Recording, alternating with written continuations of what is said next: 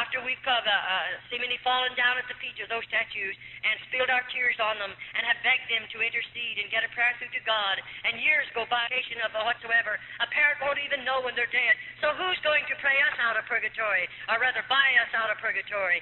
No, we realize after we're in there for a period of time that there is no purgatory. And of course, you know there isn't, and I know there isn't. And there is no purgatory. The only purgatory the Roman Catholic people have is a priest's pocket, and they're filling his pockets with coins in order to pray for the dead. And may I say, there are thousands and thousands of Roman Catholics. In the month of November, may I say to you, in United States, 2 years ago in the month of November, the Roman Catholic priests praying masses for the dead of the Roman Catholic people in this country in 1 month collected $22 million for masses said for dead Roman Catholics. That's just a little idea, or sample of what's going on in this country. And still there are thousands of mothers that will work their fingers to the bone to go over there and give the priest another $5 to say a mass for a loved one that's in a purgatory, because that mother believes there is a purgatory. In the convent they have a painting of purgatory, and there's nothing in the room but just that painting. And you know, every Friday we have to walk around that painting. And when we walk around it, I wish you could look at the little nuns' faces. What do I see? The painting, as you would walk around it, looks like it's a big, deep hole out there, and there are people down in there, and the flames of fire is lapping around the bodies of those people, and their hands are outstretched like this. And the mother will say to the little nuns, you better go and put another penance on your body. Those people are begging to get out of that fire. And because we're heathens, we don't know any better. I might go someplace in the convent, and maybe I'll burn my body real bad. Maybe I'll torture it some way and spill some more blood, because as I suffer, I believe they're going to get out of that place where a priest puts them. And there are millions of people, so to speak, in purgatory that your priest have put there. And when he knows that it's the biggest fraud there is in the world, he knows there's not a bit of truth to it.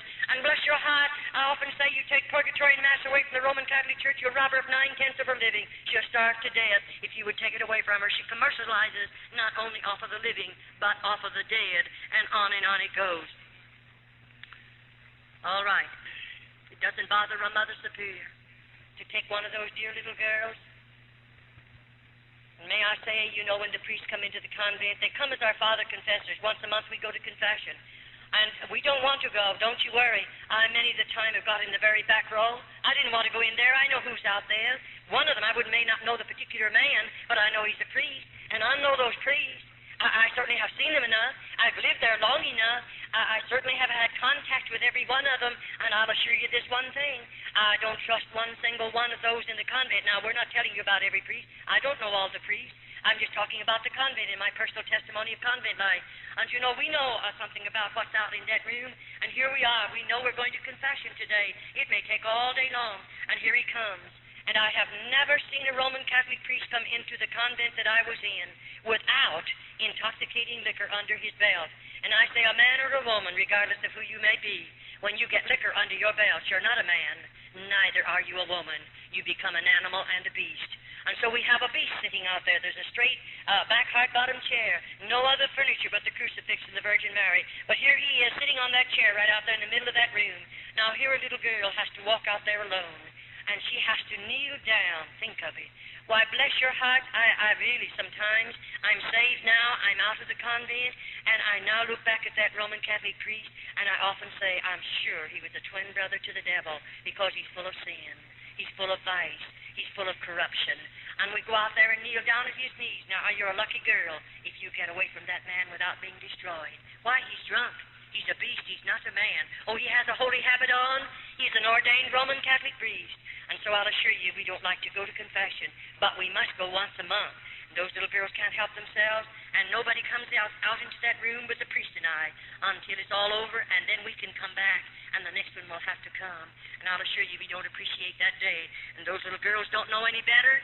They don't know anything about the plan of salvation. They don't know that Jesus went to Calvary and died for them. They don't know that he shed his blood for them. Those little girls know nothing about it, because to me, as I repeat again, the Bible was a hidden book to every one of those little girls.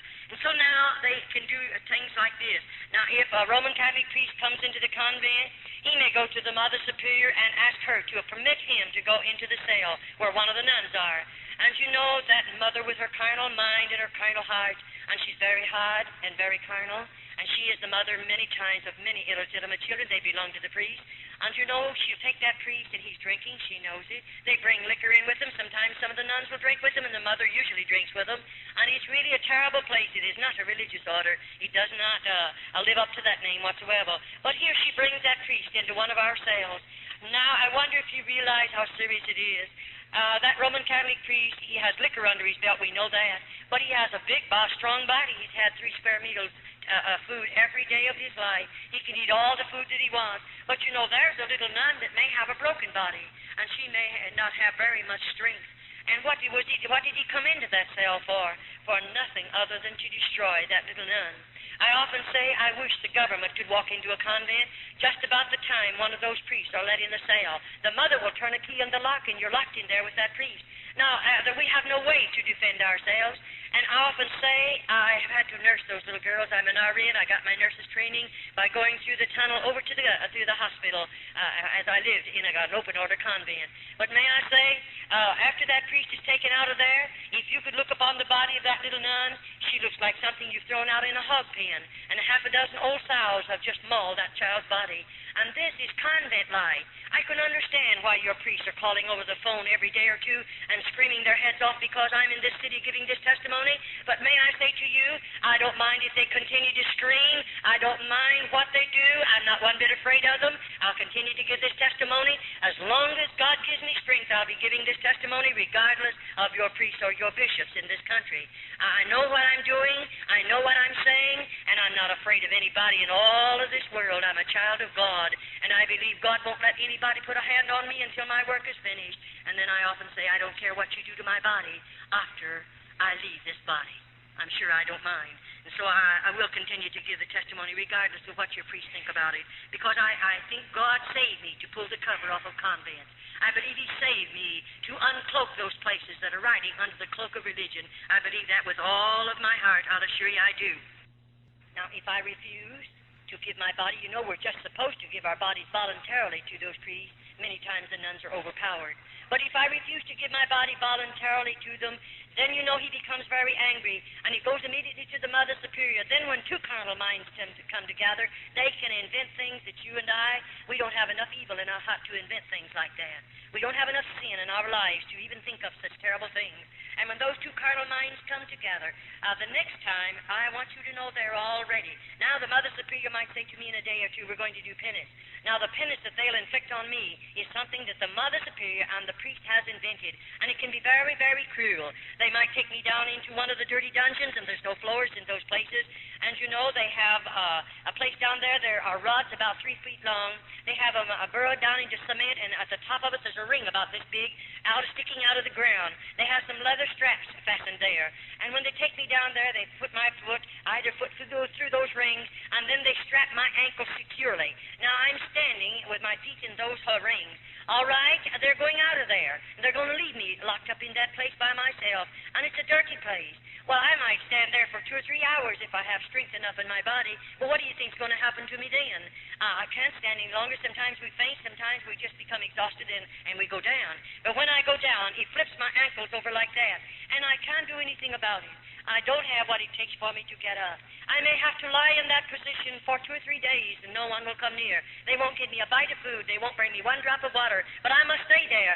And the next thing you feel is the bugs crawling over my body and the mice running over me, and I still have to stay there. I can understand why they don't want me to uncover. They don't want the world to know these things are going on. No priest in this country wants it. And if he doesn't want the world to know it, then they better be pretty careful that nobody ever gets out of a convent after they spent a few years back there. But may I say again to you, my God, He is greater than all the outside forces. My God can reach His hand over into those convents, this country, any other country, and make a way for a girl to come out, and He won't have to ask the bishop to help him. He won't have to ask the priest to help him. But God can make a way for us to come out. I'll assure you that. Well, on it goes. Then sometimes the priests come and they get angry at us because we refuse to sin with them voluntarily. And you know, after all, the nuns' bodies are broken after we're there a while. And many, many the time, to have him strike you in the mouth is a terrible thing. I've had my front teeth knocked out. I know what it's all about. And then we'll get you down on the floor and then kick you in the stomach. Many of those precious little girls have babies under their heart. And it doesn't bother a priest to kick you in the stomach with a baby under your heart. He doesn't mind. The baby's going to be killed anyway because those babies are born